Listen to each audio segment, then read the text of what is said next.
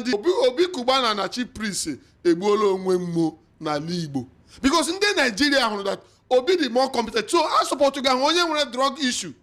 I support onye go to USA release onye anya ama aha ya atọ obodo Nigeria agbunu. So owutega hu mo because amam so onwe ha chi hu. Onwe ha chi. Iwochi ama ekpensu nwere Jesus. O nwere ekpensu nwere he oji nwa o wefara akụnụba onye nwa akụnụba. Ya shi Jesus ọrụ ma gị kpọrọ Michelle aga nye gị this thing ọwụwụ ke ya. Ọwụwụ ke ekpensu. And makwakwala m gị je my YouTube Maazị Tony Mbata YouTube channel m or my TikTok Chima Mbata. Agwara nwe agbara ngosi ọrụ m ị na-eme this thing. These people je akọ anya ọnụ. Amara sha anyị ga-imeri m ọwụrụ sho dara anya ndị abịa anyị nọ. Dara anya ndugbu one by one. Anyị ga-agba mgbu.